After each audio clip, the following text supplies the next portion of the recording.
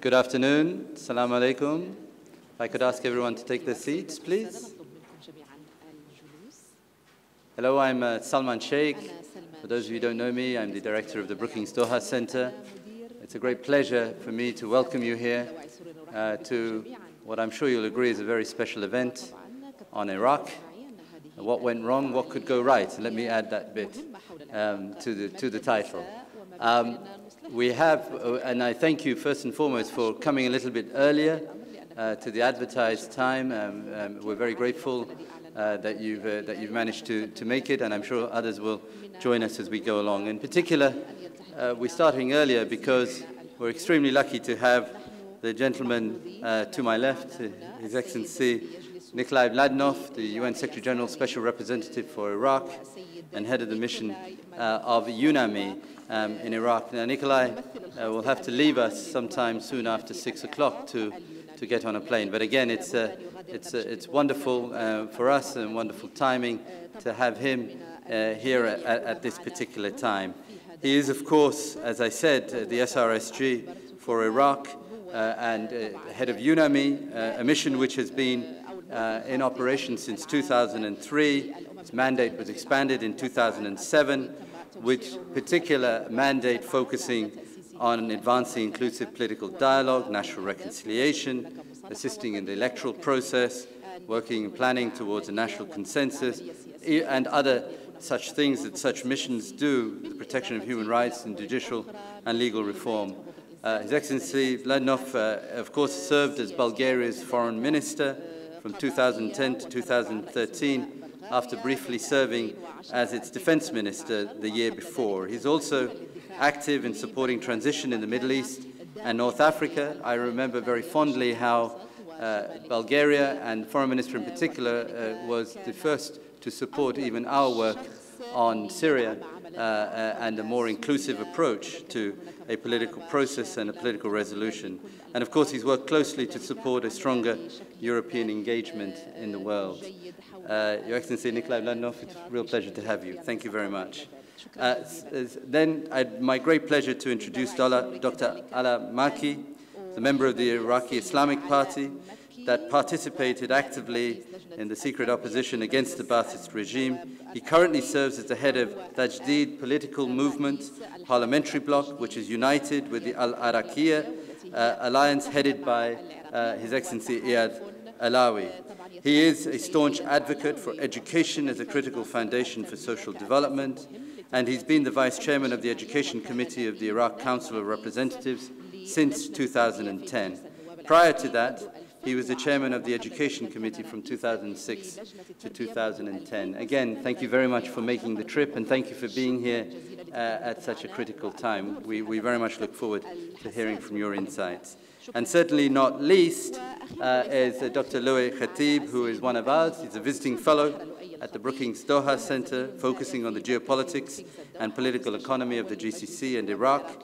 He's the founder and director of the Iraq Energy Institute, being Iraqi himself, and serves as a senior advisor to the Federal Parliament of Iraq for energy policy and economic reform. He's, of course, got a long private sector career which has spanned more than 20 years and is a frequent commentator on your television screens and print media, especially these days. So again, Louis, it's great to have you. I will get straight into it, given the shortness of time. Nikolai, if I may, I'll come to you first. Many have said that what has gone wrong in Iraq was that we didn't have a more inclusive Iraqi political process. In fact, it wasn't working. And it wasn't working, certainly, as the United States and the United States signaled its intention to leave Iraq. How do you rate the current efforts and, of course, now the formation of the new Iraqi government? Well, Salman, thank you very much for the invitation, and thank you very much for your interest in what is happening in Iraq today, as I believe it affects everyone, not just in the region, but beyond. As you said in the beginning, rephrasing your question, what went wrong and what can go right, if I can say that over the last decade, many things in Iraq went wrong, but even more things now need to go right for things to work. And that is a fair way, actually, of starting. we have a new government in Iraq, a government that includes more or less all of the entire political spectrum that is represented in parliament. One that includes all the communities that make up Iraq's complicated ethnic and religious structure. But that government is only in its first days. It is inclusive and representative of the political forces in parliament. It now needs to prove that it is inclusive and representative of the people of Iraq. And that will be a very important challenge, particularly for the first steps of the new government. As we all know, a third of the country is under the control of armed groups, ISIL and their affiliated armed groups. Serious problems have emerged over the last months between Baghdad and Erbil related to budget and oil revenue issues. The country faces substantial financial challenges. The level of trust between the various communities is low. Terrorism has been on the rise over the last few years. So all of these things to be tackled. Really, the first starting point in that will be the steps that the new government needs to take to show that it is actually reaching out to all communities and is able to solve some of the valid concerns that many of the communities in the country have. Now, on top of that, obviously, an important role must be played by the international community supporting Iraq in dealing with the terrorist threat.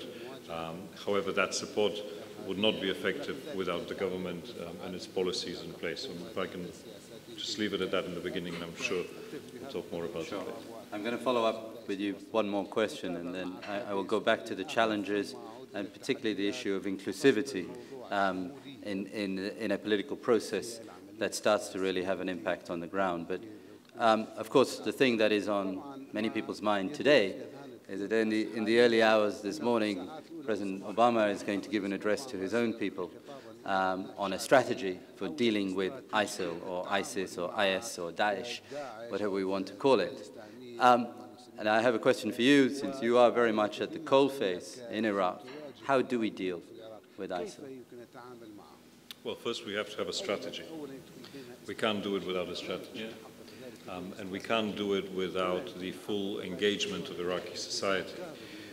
So if the government is the first step, the second step is actually to have an inclusive Iraqi-led strategy, which actually is supported by all components of Iraqi society and addresses not just their concerns, but looks at how the communities in the country can feel more represented and included in the decision-making process related to their own security, to the distribution of wealth, to the provision of services, so that those groups that have joined in a temporary alliance, Daesh, ISIL, as you wish to call them, can be peeled away.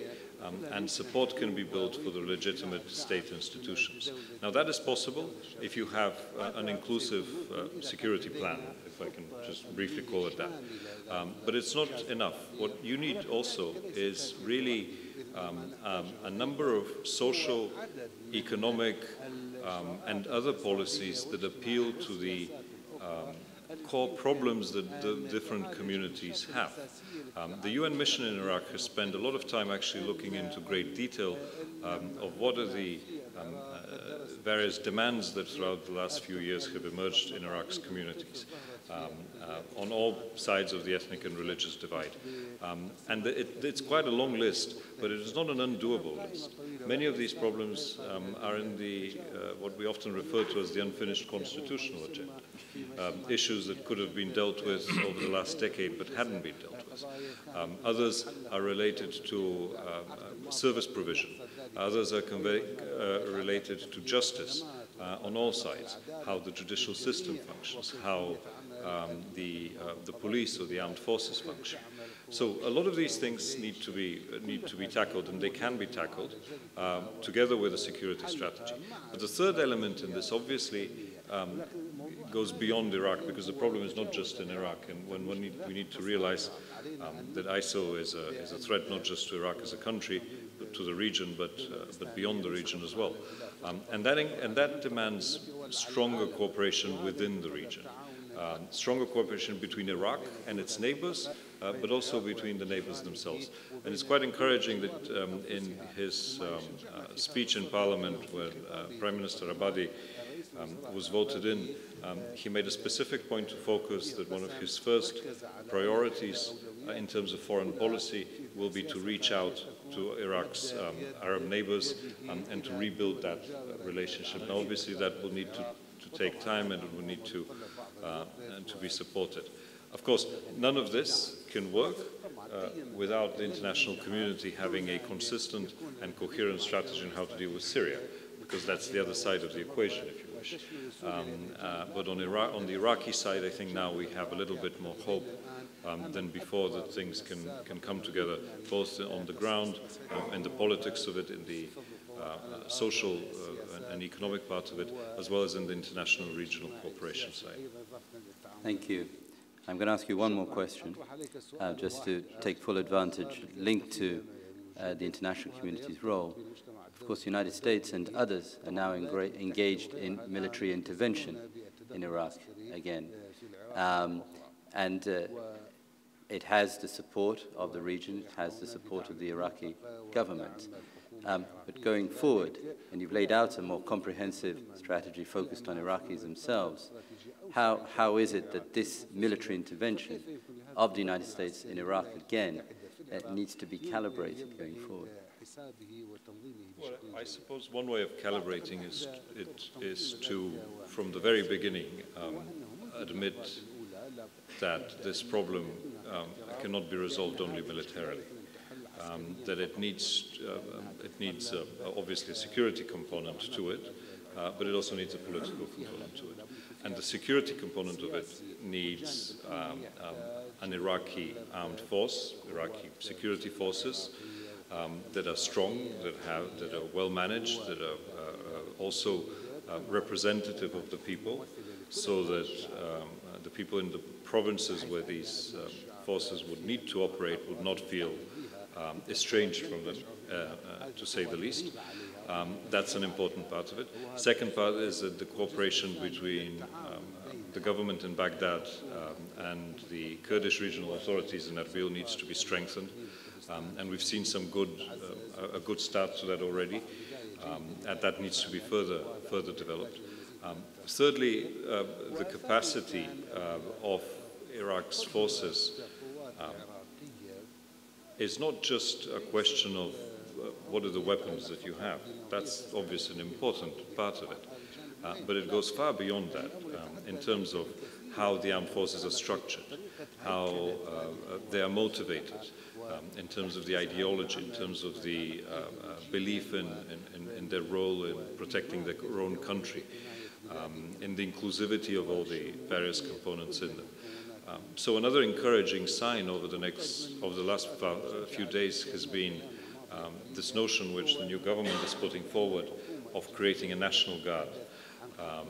A national guard that would in fact mean that the provinces themselves would be able to have more responsibility as per the constitution for their own security.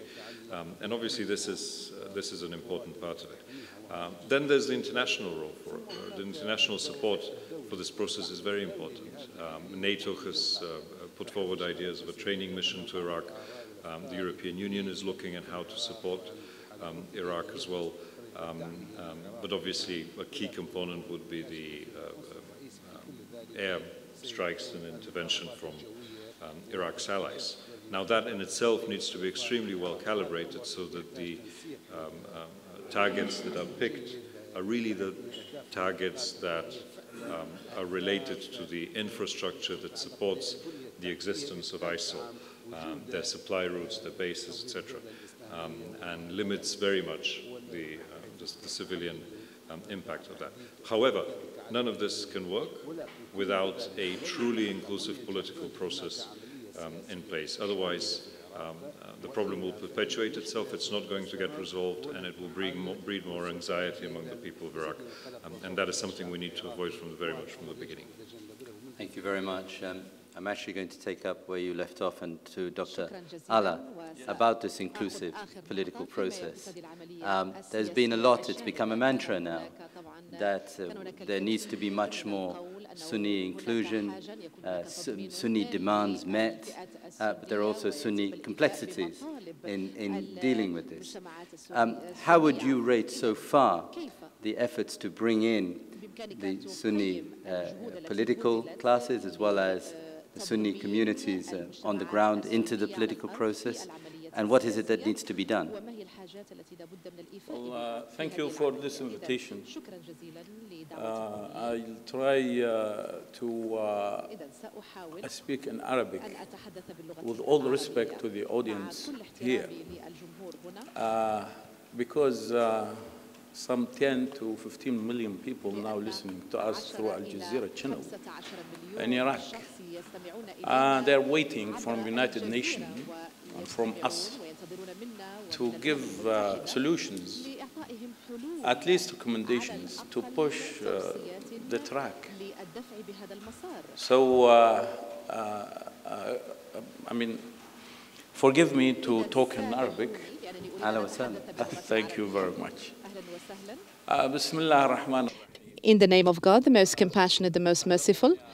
As you know, that Iraq is part and parcel of the Middle East, and the Middle East witnesses a battle between international powers, and also there are competitions in terms of interests. And what is resulting of these battles is due to this interest problem in the region. What is important for us is Iraq. So Iraq is part of the Middle East, and consequently, the situation is reflected in Iraq due to the problem of interests. And the political situation is not stable since 2003. And this is the reason why this is happening.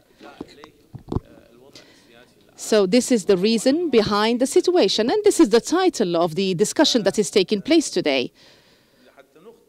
For us to be able to have a step forward, the Iraqi people is very much divided. The agendas are in contradiction. So some of the Iraqi people are trying to implement one agenda. One other part of Iraq is trying to implement another agenda. So there is a kind of a political system that is a failure. I'm going to say it's as such. And please excuse me for being too clear and blunt. Maybe sometimes politics aims not to be too clear, but we are not in a political situation now. 50 or 60% of Iraq is in a very bad situation. People have been forcefully, moved from their areas to other areas. That is why we have to be very frank. And we can also reach a number of, solutions here. So we have to do so. So the different components of Iraq have been in disagreement with each other. When the Americans came, Sunnis were not pleased with that, so their confrontation was very violent. And after that, they understood the situation and they entered the political process late. And their entry into their political process did not lead to a result until today. Until after we have seen today, they have left their own governorates. The houses were demolished, destroyed. Women, children were killed before men. And there was a kind of a dislocation of people. And we are in a situation in which Iraq is, it's no longer a homeland. It's no longer a homeland. People say, we do not live in our homeland. We do not live in our, houses. So this is a kind of an uprising in these governorates. So the entry of Sunnis in the political process up to today, in truth, and I'm saying this to the international community directly, Sunnis have not yet really entered into a political process. Those who have entered were not successful in their entry. And they have to be really, really successful and present a successful project and try to save those they represent. People are a little bit optimistic in forming such a government, but what is very important in this government are the two ministries, which are the Interior and the Defense. And up to today, they are still pending. We haven't had a minister up to that. There can be a number of mechanisms, and NATO maybe would be waiting to have a kind of a governmental resolution or decision, but the Iraqi people have gone and they have voted. But the real problem now is the security problem. The provinces, the governorates are occupied by forces from outside Iraq. How can we reach these provinces? So the brothers who are in parliament and represent these provinces, how are they going to communicate with their people? Where are they? How can they communicate with them? So the entry of Sunnis into this political process in an inclusive government, they face a challenge. Yes, we have participated in the government. We were part of the negotiations, and we warned that without solving the security situation or problem, and without the return of the people who have been dislocated now to their places of origin and the marginalization that took place in the last decade, all these things have to be solved. We have to find a solution instantly. I think we have to have a surgical solution. I mean, this is to save Iraq. There is a difference between having a very critical and intricate surgery and trying to maybe find a solution for somebody whose leg is broken. So this is the general impression about the entry of Sunnis into the Iraqi government. As my friend Meldinov has said, he said what is very important is to have a real representation of the people on the ground, because they have to participate in the decision-making process and to decide about their own destiny. This representation has not been clarified yet. And if this is going to happen, and here I'm talking to the international community, if we're going to be late in that process, in finding a solution to the problem, as we have done when we formed the government in 2010 and we waited for 4 years, without a Minister of Defense, I think we're going to face more catastrophes. And I think Sunnis, they consider themselves dead. So, and it is very difficult for them. It would be very easy for them to take a suicide decision since they consider themselves dead. So we need to have clarity. We need to have credibility. We need to have a clear-cut strategy in dealing with this file. We, as Iraqis, as patriots, we always come up with positive proposals. We have participated in the government, and we have also told Mr. Haider, we congratulated him for his position, and we wish him success, and we're going to support him in all means and methods that he's going to take for success. But we have to be realistic. Thank you very much. Thank you. I want to follow up on that, and thank you for your frankness. And that is with regards to the Sunni political representation itself. You have Sunni representation in government, in parliament, and yet there is still a feeling that is this capturing the mainstream Sunni opinion, particularly in the provinces. How does one achieve that?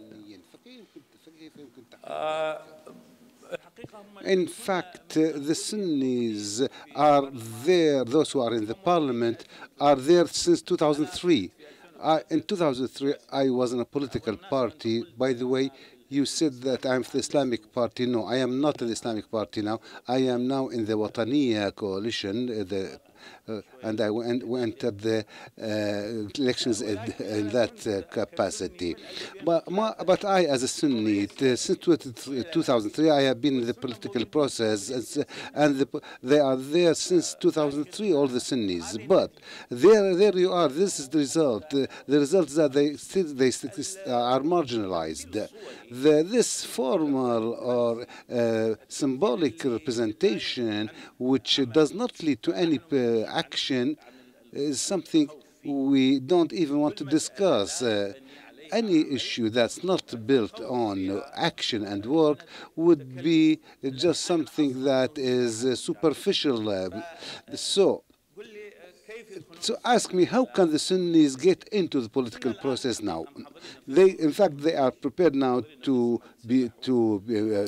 make an army and to arm themselves and to fight. And many of them, frankly speaking, have joined Daesh because Daesh had killed many Sunnis right in front of their eyes, and this led to their fears. And so they say to themselves that the army collapsed in a few minutes, and the security forces are not there. Daesh is stronger than them all, so why should I not join them? So those who are in principle refused that went and migrated to elsewhere, especially the chiefs of the tribes and the academicians and the intellectual people. All the senior people. But those, the poor people, the helpless people had to stay and had to accept this new situation that they cannot fight. As for the youth, they have volunteered to join Daesh and they are now receiving monthly salaries, 2,000, 1,000, 2,000 salaries, dollars a salary, just like the army. And this is something very dangerous. So how can the Sunnis get into the political process that means we should take all these points into consideration, that the Ministry of Defense should be created and all decisions that were promised should be implemented.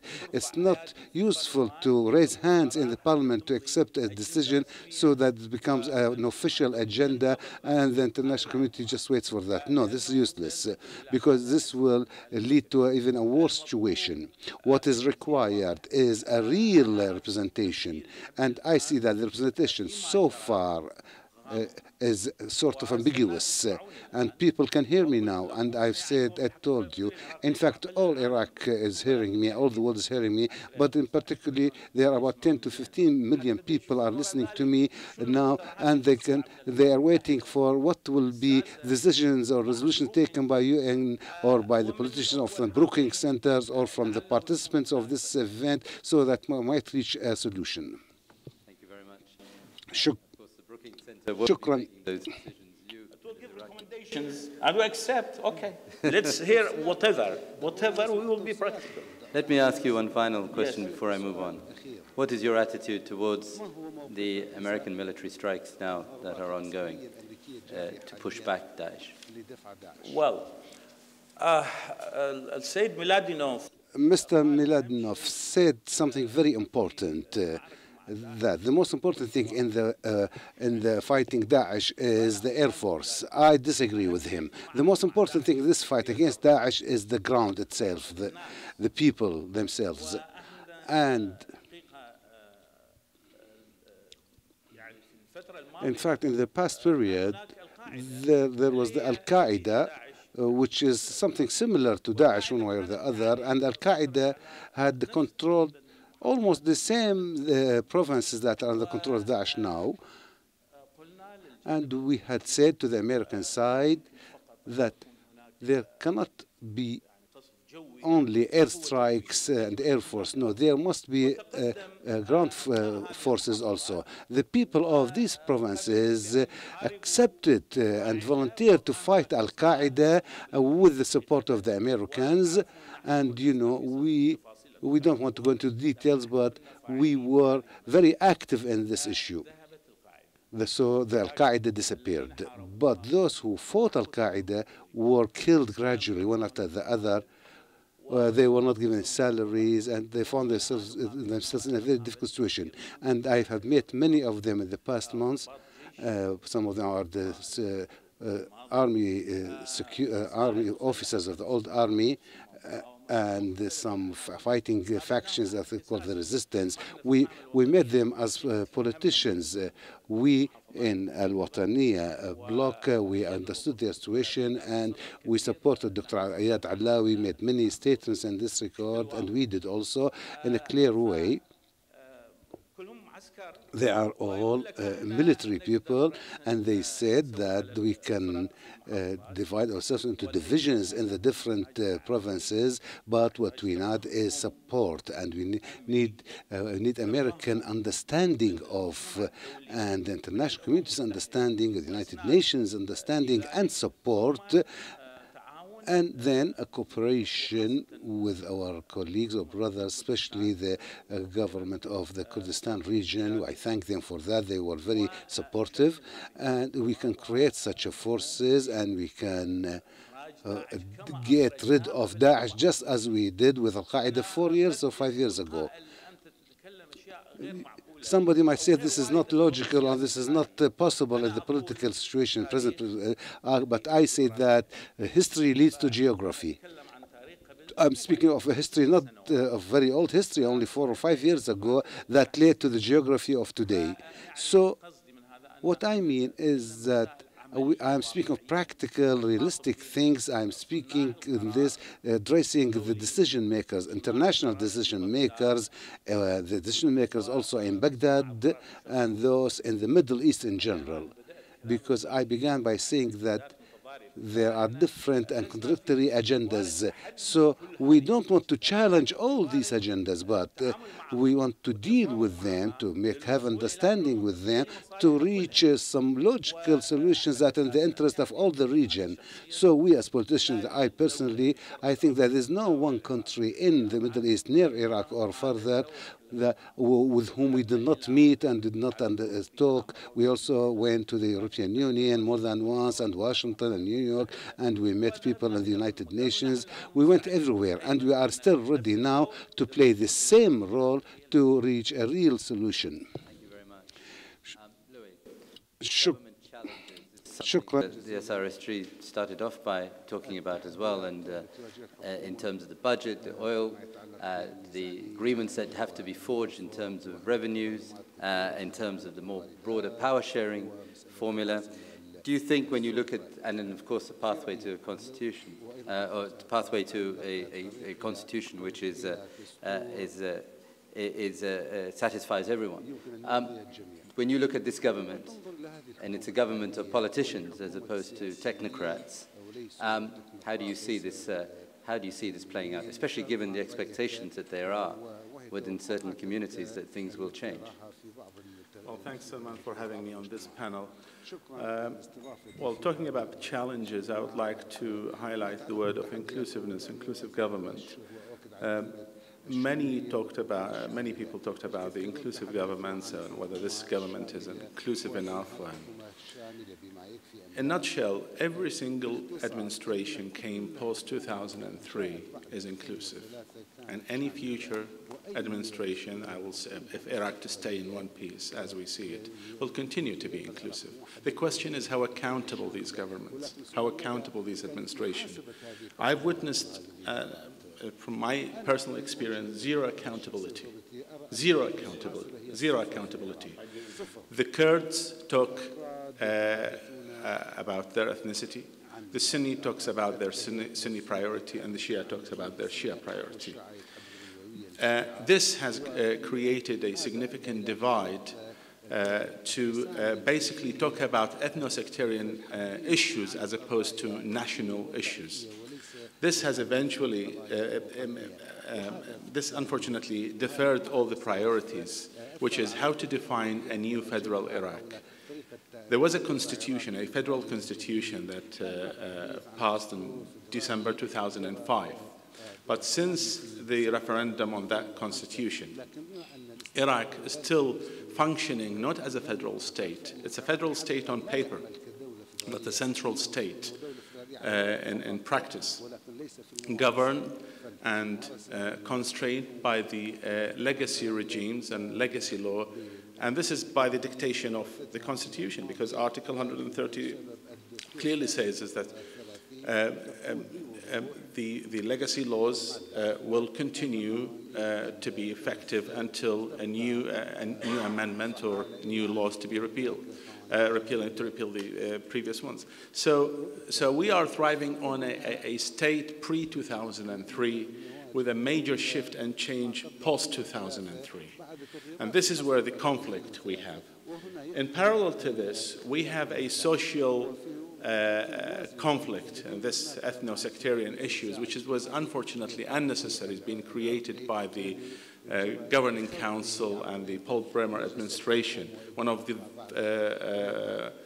the fatal mistakes that committed that underpinned this whole mess that we are witnessing today are two things: is the dismantling of the Iraqi army and the de-Baathification that really kind of like drove this whole mess this whole drove this country into significant problems that it's very difficult to challenge. Added to this, Iraq is surrounded by 6 countries. Each country has a different foreign policy on Iraq. And each country wants to take an advantage out of Iraq. And it is in the middle of a region where looking into a new democracy emerging, while all the regional countries are sheikhdom, kingdom, or basically is not as European democracy as we see it, or something like that. And this has created that clash, and everybody is worried about the future of Iraq and how this is going to lead. So what we are seeing is that there's a significant clashes that are yet to be understood, and to create that long-lasting resolve. Now, everyone in the world observing Iraq over the past 10, 11 years, waiting, okay, why this democracy is not functioning? Why this country is not practicing properly? And they all forget about one thing, that democracy doesn't happen by a press of a button. What's happened in Iraq is a significant shift, significant change from 50 years of dictatorship followed by half of it was an absolute tyranny and sanctions and war, etc., into a complete democratic system that is it's a new language but led to an absolute chaos. Now, if I would benchmark this change with any change that happened in the world in any timeline, whether how Europe reached today's democracy or the United States and so on, surely it's not in 10, 11 years. It took them civil wars. It took them many years, hundreds of years. Now, I'm not suggesting that Iraq needs 100 years to reach democracy. No. But surely it's not a 10 years job or 11 years job.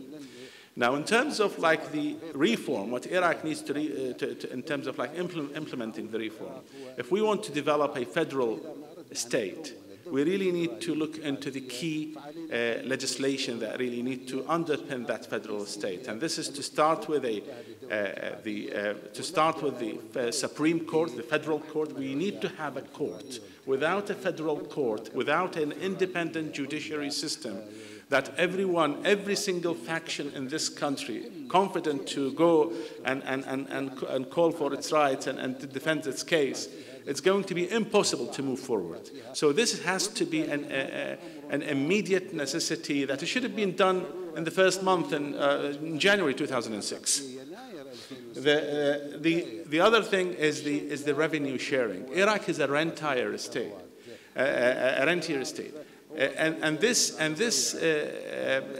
to thrive on oil, and it needs to diversify its economy and its income stream. Now, to reach that level of diversity, it really needs to at least to establish a fair share between the various provinces and so on. But this is also linked to the hydrocarbon law and so on. But these laws is not just laws.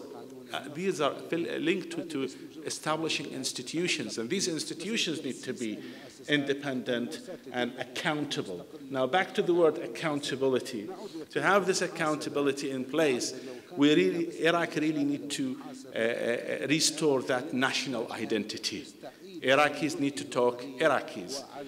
The more the Kurds talk about their 17%, the more they will push a province like Basra that produces 90% of Iraq oil to tell the rest of Iraq goodbye. then they will not be negotiating their rights with Baghdad, but with Basra. The more the Sunni tribes not engaging with the rest of Iraq, I mean, I would love to see Iraq as like a southerners traveling to the western part of Iraq and having picnic. Without having that fear that, okay, my wife will be kidnapped, I will be beheaded, and my children will be sold. The same thing, a Basrawi and somebody from Nasiriyah should travel to Kurdistan without having a sponsor to sponsor him. For heaven's sake, it's not another country within a country. So it's all about accountability. Once we have an accountability, we have a country, or at least a step forward. Thank you very much. Nikolai, you have a few minutes, so I'm going to come back to you and actually take up that point of national identity. You were asked earlier in a different meeting about the lament of Iraq becoming a sort of a proportional representative state in terms of between the sects, you know. And here I've been talking a lot myself about Sunnis and with Shias and Kurds. Is there no other way for the de facto, that seems the political system, rather like we've seen in Lebanon or perhaps elsewhere, has become more based on those kinds of thinking rather than that broader Iraqi identity? And how do we get to that? Well, I think the options are still there. You can have a state in which you have the ethnic and religious communities balance each other out in some form of, you know, quotas, all of this. Or you can have a state in which you have a civic concept of nationality, which allows you to be Iraqi and Sunni and Shia and Yazidi and Kurdish and, you know, Christian or whatever. That is obviously the more difficult path. But given Iraq's history, I think there's plenty of reasons to believe why that should be the preferable path for the country. And one sees today the difficulties in getting to that. Obviously, if you look at the political landscape, the majority of the political parties in parliament today, their constituencies are based on ethnic or religious communities. And as long as this continues, this will keep replicating this process. So efforts need to be made to bridge those differences. And again, one effort, perhaps, is as we talk about the legitimate concerns that the Sunni tribes and communities and provinces in Iraq have, to acknowledge that the Shia provinces of Iraq also have legitimate concerns, as well as the Kurds. And you can't say, well, let's solve one group's problems, but not solve the problems of the other groups. It's quite fascinating. Basra, indeed, is the city which produces more than 90% of the oil in Iraq. Yet, if you look at some of the UN studies which we've done, the deepest and most difficult pockets of poverty in Iraq are particularly in the south, still until today. If you look at the indicators of how of the Millennium Development Goals, various other international indicators, the city of Ramadi, before it was taken over by the rebels and ISIL, had better indicators than Basra. So all of these inequalities exist and they need to be addressed. And this is what I said in the beginning, that yes, it's a political process, but it needs to look at the social and economic factors. Now, two points I want to make on this particularly. We all need to understand that Iraq will never be the same as it was before the fall of Mosul. And there is no way that the country can return to that status quo which was before the fall of Mosul. So a new balance will need to emerge. And part of addressing that balance will need to come from how you deal with the constitution. I come from a transition country. Bulgaria, after the end of communism, put together a constitution very quickly, and now, 20 years later, we're still struggling with problems that this constitution presents. Any transition constitution which you write in a way that protects you from the past. from the history, to make sure that what happened in the past doesn't happen again. But now, 10 years later, you see different challenges, challenges which you could not have imagined 10 years ago. In Iraq, you need to also look at the unfinished constitutional agenda. The federal court law would be a perfect starting point. You need to look at the Federation Council and all the various revenue sharing and other legislation. But you also need to look at the constitution itself. What state do you want to have? And I think if people in Iraq would focus on this long enough and hard enough, they will understand that they can have an Iraqi identity which allows you to be Shia and Sunni and Kurdish and Yazidi and whatnot, and still have loyalty to the state of Iraq. And rebuilding that loyalty is extremely important, and that does not mean that you would not have the legitimate aspirations that the Kurdish people, for example, have, or their wish for more autonomy, etc., etc. But you can still be Iraqi and be some whatever ethnic or religious group you belong to. Yes. I have one more question, and I'm going to open it up to the floor so we can get a couple of questions in before you leave and get everyone else to respond as well. And that is the regional role. You mentioned it already. I mean, many would say that the region has to be dealt with and it has to build a new vision. And in Iraq, we have, of course, seen signs of regional cooperation here, and including the role of Iran within that regional situation. How, going forward, do you see that regional role being made even more constructive, more productive? Particularly here, I'd ask you to speak to the role of Iran and also the role of the United States in that regard.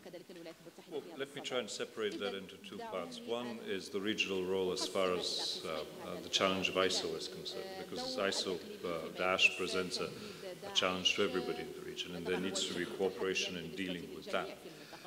So I leave that aside for a minute. But as far as Iraq is concerned, I think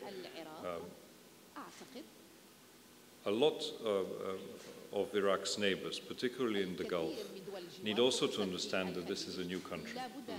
This is a different country. And part of the problems of the relationship between Iraq and its Gulf neighbors is because of this disengagement which happened over the last few years between the Gulf and Iraq. And has various reasons, political, others. But rebuilding that relationship will be extremely important. Obviously, Iran, as Iraq's immediate neighbor to the east, always will play an important role in this part of the world. However, that role does not need to be a controversial one. On the contrary, I think today you will see increasingly that Iran has a growing interest in stability in Iraq. And that stability cannot come, and this is a clear realization by everybody, cannot come if one group dominates over another group. It can only come if there's a balance between the different groups, and if there's the inclusive approach that we've all been talking about. Any other option would bring more terrorism, more conflict, more problems, and these problems would obviously reflect beyond the borders of Iraq.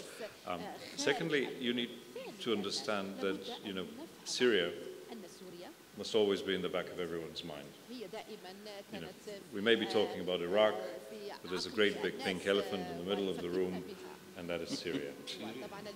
And how we deal with the problem of Syria, and hence the problem of Daesh in Syria, is a separate discussion, but that also needs to be addressed, because until when borders are being challenged, when groups stand up and say, well, I disregard this border, I disregard the international border between Iraq and Syria, everybody in the Middle East, including Iraq's neighbors, must look very carefully, because this problem can quickly spread and affect them. Therefore, stability in Iraq, agreement between the various components, a strong state, a state that is strong and is accountable and is democratic, is actually in the interest of all its neighbors. And this is one issue which I think slowly people are becoming to realize. Very good. I will leave that question for both of you as we take some other questions as well. But I do want to see if open up the floor and see if people would like to ask some questions. The SRSG in particular has about 15 minutes or so, so I'd like to get some questions in. If you could clearly state your name and any affiliation, that would be great. Sir. Yeah, my name is Karam. I had two questions. Well, the first question is, don't you think that the UN should refer the matter of arming non-state actors to the International Criminal Court? Because don't you think that from the Libya experience, from the Syria experience, the arming non-state actors have always caused conflicts? My second question is, don't you think that the US, as a former occupier of Iraq, should have the responsibility of facing Daesh on the ground, not just by airstrikes? Thank you. Okay. Do I see a hand up there somewhere? Alexander? Justin Alexander, a former UNAMI employee. What things could Hyder Abadi do in the first few weeks of his government that could restore trust from the Sunni and Kurdish communities in the government and galvanize the fight against Daesh? Thank you. I'll take a lady, please. It's just a mic. Name and affiliation. Sahar Al-Attar from Qatar Airways. Sahar Al-Attar from Qatar Union. Radio. International coalition against Daesh, and how do you see it evolving? Is it a question of months, of years? Okay, I'll take the gentleman behind the lady, and then I'll come to the lady. Please. Khalid Diab. Khalid Diab. Yes, Qatar Crescent. The question is related to arming Kurdish. What do you think the international community has to offer for Turkey to reduce their concern over arming PKK? Thank you. Okay, I will come for another round with Dr. Zarqia and others in a minute. Let's quickly go through starting with you, Nikolai. Thank you for these questions. Very quickly on the first question on the role of the UN in preventing the funding and the arming of non-state actors. This is new territory for the UN, if you wish. It is emerging as we speak because this is a new problem that needs to be tackled now. And if you see over the last few weeks, a new resolution was adopted by the Security Council in the Chapter 7 specifically on ISIL. And it has some very good text which I think points in the direction in which the international community is moving. Strengthening the sanctions, looking at all the various components that need to be put in place to prevent the funding, the arming, the access of terrorist groups to resources. Now that's the first step. Now the second step should come within a couple of weeks, I believe, when the Security Council will be considering another resolution on foreign fighters and on the responsibility of states to prevent their nationals and to participate as fighters in other conflicts. The interesting thing about these two resolutions is that they are both under Chapter 7. And this is quite an interesting point because they cross national borders. They actually address an issue which you cannot pinpoint to one country, as you said yourself. And I think they point the direction in which the international community will be moving. So there will be responsibilities taken on by states to prevent activities that may arm terrorist groups or provide them with resources, including people. On your second question, I think it's really a judgment of what is most effective in the situation today. And really, yes, you need boots on the ground to resolve the problem of Daesh in Iraq, but it better be Iraqi boots on the ground in their own country, well-trained, obviously well equipped, perhaps supported from the air if they need to be supported by the Americans and the international community itself. And if the Iraqis themselves feel that more is needed, it should be for them to ask him to decide whether that is needed. And I think that's sort of the proper way of looking at it. Obviously, these troops, somewhere in some occasions, they should be Iraqi army troops, but quite often you will find that actually they don't need to be boots, but they need to be policemen. And they need to be local security forces protecting their communities. So that's, I think that's the direction. What can Prime Minister Abadi do? Many things, but there are quite a few things that perhaps would be a good start. And one would be really living up to the commitment to have a defense and interior minister within a week. And it seems that that will be possible. Secondly, to square away very quickly the problems with Iraqi Kurdistan that have been piled up for more than half a year now. And he's made obviously some commitments to that can be useful. A third and an important step would be a decision to stop shelling for the Iraqi security forces, to stop shelling cities, including Fallujah and other places where you can move forward more effectively in other ways. So obviously there are a number of these issues that can be done rather quickly. And he has, in his speech, openly spoken about the need to reach out to the region and to talk to the neighbors of Iraq in all directions in order to find support. So that's, these are just some ideas.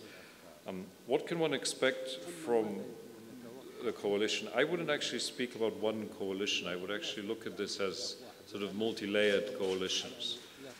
Because obviously if some countries will look at how they can provide security-related support to Iraq. But then there's a different constellation of countries that need to work together to prevent financing getting to terrorist organizations and groups. Then there's a third constellation that can address the sort of the propaganda that ISIL is coming up with and challenge that.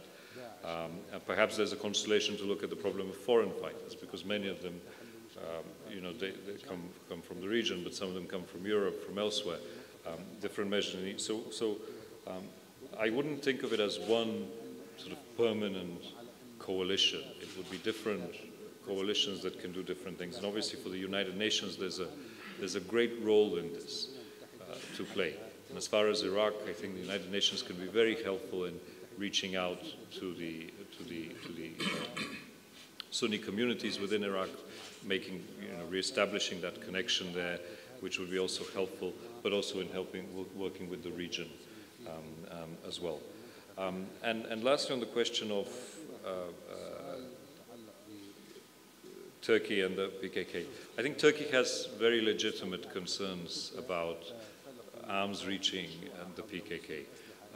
And if you look carefully at how the decision-making process on providing military support to Iraq has worked over the last few weeks, you will see that there's a great insistence on coordination, not just between those countries that are supporting the Peshmerga now with weapons and others, but to make sure that that support is provided with the consent of Baghdad and the Iraqi government. And this is a very important sort of safety mechanism in this process.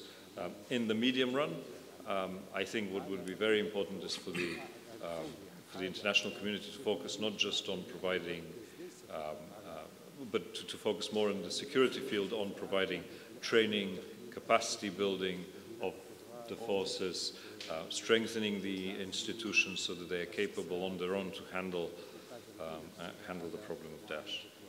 Thank you. Please, yes. As an Iraqi, yes, please. I just want to ask my colleague, Minadino, although it's unusual, forgive me, but as an Iraqi present here in this hall, we met a lot and we worked together to help the immigrants, internally displaced people in Iraq, especially in Erbil. the situation there is really vague. And the aids came from people in Saudi Arabia and the Gulf, with many thanks to their brotherhood with us. But it still needs to be clarified. And I tried to send a message with Your Excellency to the situation, and I'm ready to meet there in Erbil to discuss the issue more. Thank you. Thank you. And let me, please, Louis. And you can ask a question too, if you like. Yeah, just a couple of points I would like to add to the list that mentioned by Bassem Mladinov. The regional countries can do a lot, specifically a country like Turkey. At the moment, the southern corridor of Turkey is the gateway of foreign jihadists traveling into Syria and Iraq. This is the only gateway, regardless of all the nationalities. It's been monitored that since the 10th of June, the number of fighters, jihadists affiliated with ISIS, has increased from 10,000 to triple, to nearly 30,000. 60% of those are foreign fighters. 10% of the total, at nearly 3,000, anything between 2,500 to 3,000, are people with European passports. And just to show the significance, the serious threat that poses into not only to Iraq and Syria, but having a potential threat to Europe for the national securities of these countries when those sleeper cells travel back. Those numbers have increased mainly because, number one, there is no serious clampdown on these inflow of those jihadists into Iraq and Syria. Number two, nobody has done anything to the black economy controlled and fueled by smuggled oil from northern Iraq, north and west of Iraq, and but predominantly from northeast Syria, which is fetching around $3 million plus US dollars from the smuggled oil. This has created some sort of self-sufficiency to this transnational group to finance itself without even needing to, whether it's individual entities or state actors in the region. And this is the dangerous part of it. And in fact, maybe one positive things that came out of ISIS in Iraq, it has unified everyone to be scared of the future. There was a saying, by the way, in 2003 that the Shia are afraid of the past, the Sunni afraid of the future, and the Kurds are afraid of both. Now they are afraid of the future, all of them. This really needs to be done by paying attention by the international coalition, and the UN could really enforce UN Security Council Resolution 2170, and to really have every single state, entity, individuals accountable on these practices. Great, thank you very much. I'll take two quick questions before Nikolai leaves. Dr. Zakaria.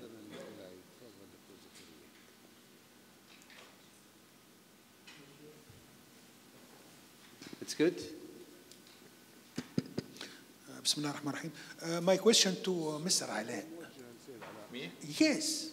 Yes, welcome. Okay. Please, I want to know if what is happening in Iraq, a peaceful revolution against sectarian government which turned to armed revolution to take their rights, or this is aggression from Daesh state against the state of Iraq. That is one. The second, you said that Daesh is paying $2,000 for each fighter there. I think estimations say that there are about 65,000. Who financed Daesh? Who armed Daesh? And if you find a job for me there, please, can you reserve it for me? Thank you. I don't think you want to say that publicly. Do we have any more questions for the SRSG? Okay, sir, at the back. At the back. If you could stand up, please.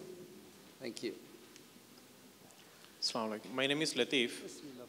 As you have mentioned, the neighbors of Iraq has independent desires, but if they stand together and sit, then will it help? Because especially the Middle East countries and the neighbors of Iraq, if they sit together, will it help a resolution for Iraq's today's situation? Because why I'm asking this question is there any possibility for keeping US, the father of the destruction of Iraq, from this issue? Because they are planning for a military exercise now. So is there any way we can ask US to be away from this situation, from Iraq's current situation? And is there any way we can completely avoid US getting into this resolution of Iraq's problem? So what I'm asking is, neighboring countries of Iraq and the Middle East can lead to any resolution for this situation? That is one question. Then the second question is, do you have any, is there anyone have any kind of communication or contact with this ISIS or whatever, so that we can just guide them and track them into the right track instead of getting into the massacre and brutality what they are doing today? And is there any provision we can bring them into the development of Iraq? Maybe bringing them into the military, or I don't know. Thank you.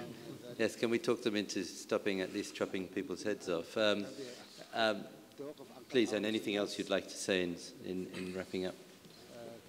I think really the decision of what role should or could the United States play in supporting Iraq in its struggle against this problem should be left to the Iraqi government and its parliament and its people. It's an Iraqi decision.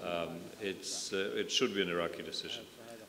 And if they feel that they need training, they should get that training from their allies. If they feel that they need air support, they should get that air support from their allies. With all of its faults, problems, difficulties, the political process in Iraq, everything, Iraq has an unmatched capacity to get to the brink, to look into the abyss of disaster, to put one foot out and then step back. And this country has done this quite a few times.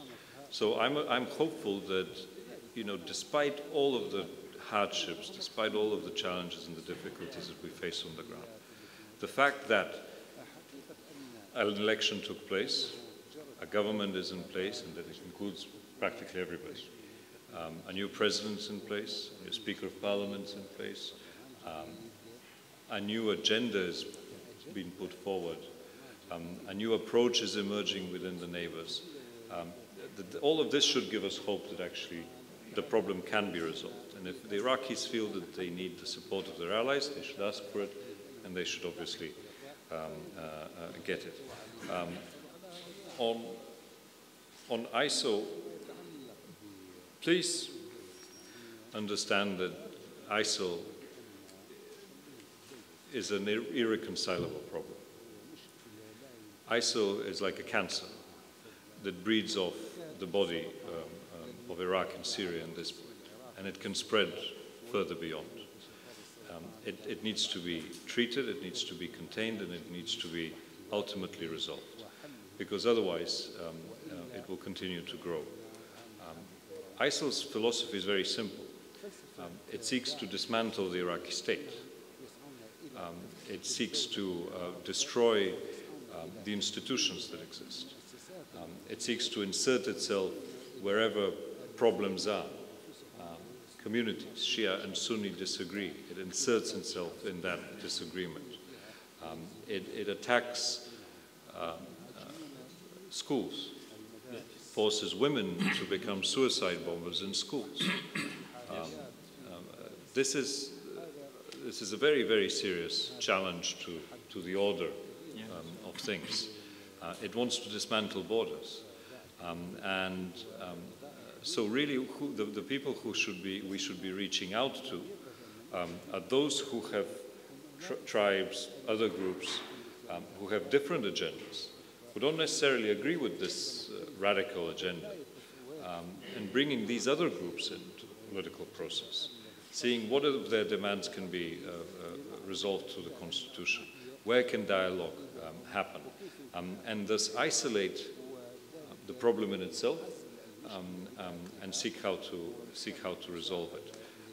But this is really a task that has to be led in Iraq, within Iraq, but it does need wide international support, and again, the region and everyone beyond can provide a lot of assistance in making sure that that issue is challenged effectively.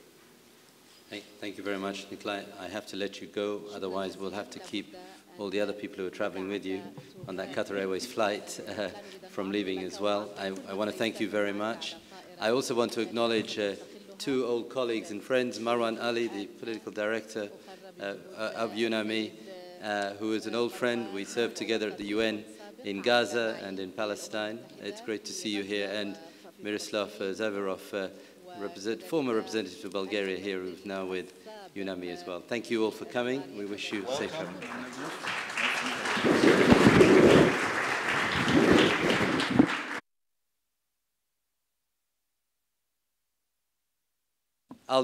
I've got still Dr. Zakaria's question for Dr. Ala, and would anyone else like to make a comment or ask a question? The gentleman with the white hair in the back, and then the gentleman with the hat afterwards. Thank you. Charlie Eastwood, I'm with the Qatari Joint Commander Staff College down in Al Wakra. Nobody's mentioned the Iraqi army to any substantial degree. Can I ask the obvious question, where are they and what contribution are they likely to be able to make, or what do they need in order to be able to make a substantial contribution to the IS problem? Thank you. Thank you. And then the gentleman here. I'm Ashraf Siddiqui, a journalist. I have couple of friends, or known to me, some journalists, who have been very regular visiting that area of Iraq. And they have informed me a couple of months before, even last year, that this group is accumulating the weapons. They are having large gatherings of the people. And they told me that they have informed even to their friends in UK, in America, and no action was taken. These powers knew that this group is developing, but why no action was taken before? Thank you. Do we have anyone else? Okay. Dr. Yes. As regards Dr. Zakaria, two lovely questions to me. How it developed, that it began as peaceful demonstrating and people going out for their, under democracy, to express their concerns without answers, and later on it developed to what we ended now. Yes, you are describing the real events. It began as demonstrations. It began as political concerns, because I was part of it. No answer. On the contrary, insisting on not answering. Whether it is part of external agenda, or it's a reaction, or it's whatever the cause, I don't know. But it happened. Later on, it developed with all these circumstances: marginalization, no services, no answering to any concern, no release of detainees, etc. Daesh and the terrorist ideology is nearby the region. We had just, I told you at the beginning of my talk, we had just spent great efforts to kick out Al-Qaeda from Iraq several years ago. But that doesn't mean we could, kick them 100%. Still, some sleeping cells was the nuclei for new development of Daesh. They entered inside the demonstrations. And me personally, and a lot of other politicians, told the decision makers in Baghdad, the top decision makers, without mentioning names, and we threatened them. Look, if you will leave this situation, it will be as such. This is an equation, especially in Iraq. Nobody listened. So I took a trip to Washington, to State Department, and to explain in details all what is going on the ground at that time. It was at the beginning, and I told them, the people responsible on Iraqi desk there, look, I'm an Iraqi, simple citizen, coming here, telling you there will be a sequence of events, 1, 2, 3, 4. The same people, after a year, they visited Baghdad, and they said, they met me, and they invited me to attend a lecture. They said, look, you were right. I said, it's too late. So that's the answer. It's the people. Now, the concern is not the terrorists. The terrorists should be kicked out. The concern is the people living under those terrorists, under the pressure. Millions of people. The migrants, the internally displaced, now constitutes about 1.5 million, but yet there are other millions under the governance of them. So this is the concern. So I'm telling you, now, if you are satisfied with this answer, I come to the second question. If you like to have a salary from IS, okay, I tell you, because I am living in a borderline area, that's Erbil, near the terrace. You heard about, Daesh attacking the nearby territories nearby Erbil. And I meet daily people escaping from Daesh. They are coming, having no money, no houses, and no facilities, and are living on streets. And I told Mladenov, you heard me, because we are working there together to give humanitarian aids to them, and there is some, laziness anyhow. He will tackle. I just warned him about that. But this is the important issue. This situation led the young people going to Daesh for living issue, for taking salaries.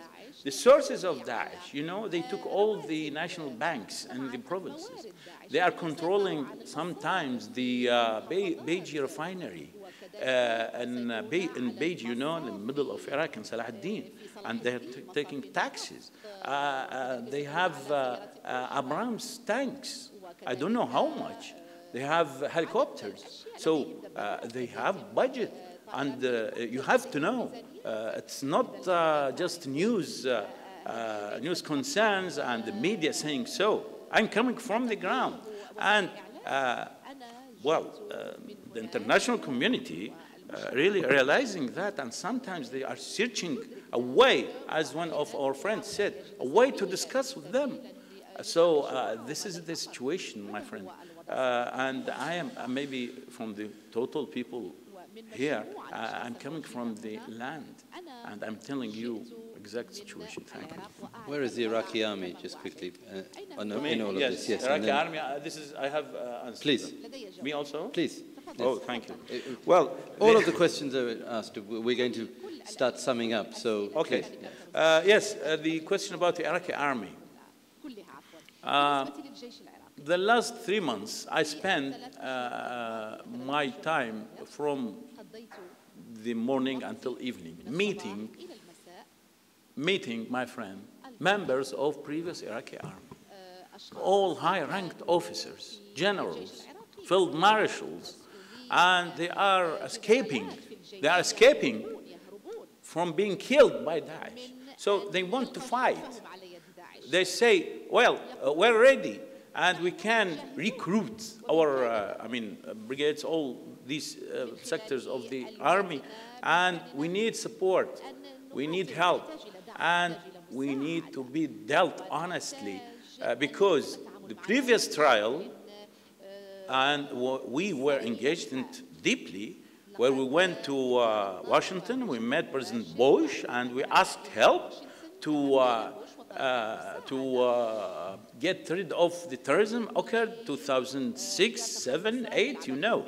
And there was a positive reply, and the General Patriots came to Iraq, and we worked together. But the people, those people, when they worked honestly, they fighted the Qaeda, they were rewarded badly. And this is the question. So they want guarantees to be members of the coming guards or the coming Iraqi army to work, and they are ready to sacrifice themselves because they will be already killed by Daesh. Why? They are having this support. But this is a strong but. The history of the previous Iraqi army in the Middle East is not good, and we know that. And many of the neighboring countries' leaders, and even some leaders inside Iraq, they are against this idea, because they're saying most of those officers are Ba'athists, and they have bad history in the previous army. I tell you from this point, the Iraqi army it wasn't Saddam's army. It was Iraqi army. And maybe all or most of the pro-Saddam officers went out. Even they are killed or disappeared or escaped. Because the pro-Saddams, this is the situation of them. The people left living in the provinces who ISIS came to kick them out, they are the people who want to be Iraqis, who want to be remaining in their provinces, remaining on their lands, loyal to Iraq. And they are present. If you want me to bring some groups to meet them, I'll be ready. If we can help with Brookings' help, sort of conference to bring some of them to talk worldwide, we are ready. Me and Dr. Riyad Alawi and other colleagues, we are supporting them politically, and we are working to cook, not a food, but to cook a well-prepared, action for including them, for controlling them on the new bases after 10th of June, as Mladenov said. Thank you very much. Thank you very much, and definitely we will continue our discussion to see how we can be helpful. It's an invitation to Brookings to do it, and we're ready to. On live television. Yes, now we can hold live. We should work live all the time. Thank you. Lou, I'll give you the last word, please. Please address some of the questions that have been. Well, very much I would like to address the couple of questions about the alert of ISIS entering Iraq as well as the army issue. I must say I do commend the statement of Dr. Abadi when he said, assuming sworn in as Prime Minister in his first press conference, when he said, we are not prepared to send people from the south to the front in the north, or to send army, whatever. And within the context that he said that I would like to see the Mosul people defending Mosul, Anbar people defending Anbar, Tikrit people defending. And this is and the army will be playing a supportive role as when it needs to be. And this should be the case, because the army is for should defend the border and should defend from external threat, while the internal securities need to be defended by the local police, by the intelligence services, etc. However, Iraq is under attack from most of those ISIS are external threats. So the involvement of the army is legitimate, and that's why we could see the Iraq Special Forces, the Farqa al-Dhahabiyya it's known, it's very much involved as opposed to the traditional tanks and so on, the army artilleries. So we have these special forces cooperating working side by side with the Kurdish Peshmerga, and they've already established a joint operation room in Erbil, and cooperating together to make some advances. They've made some good, successful advances, including the takeover of Mosul. Just imagine what would have happened to the southern, to the downstream of all these provinces if that were to be blown up or whatever. They took over the fields of Ain Zala or Batma, and these advances added value and moral successes to the whole of the nation. Again, for the future, Iraq should build an army and national security on national doctrine as opposed to how many Sunni or Shia or Kurds or whatever. The national once we have a national army, this could be a step forward to restoring the national identity. The other thing about the ISIS in terms of like why nobody why no one did anything about ISIS knowing that they are coming. Well, ISIS entry to Iraq was very much, or all of the, let me address them as Al-Qaeda splinter groups, entry to Iraq was very much an inevitable entry. It was a result of the Syrian conflict. If you would just go a small search on the YouTube and look into, for example, the various peaceful demonstration since January 2013. Let's be specific. Let's not go from the very first 2 months or so. But there were a lot of sectarian groups promoting a very aggressive language and parading Al-Qaeda flags, then becoming ISIS flag and so on. So the host was very much there to welcome such an entry, and no army on earth would have prevented such entry. Only the local would have done something. And just to give you an example, a small district is called Amirli. The population around 15,000 people. It was under siege for 10 weeks, left with no ammunition, women and children. Because there is no host there, majority Turkmen, they defended that district. Al-Qaeda, other insurgencies and ISIS failed to penetrate that village with all their power, under 10 weeks.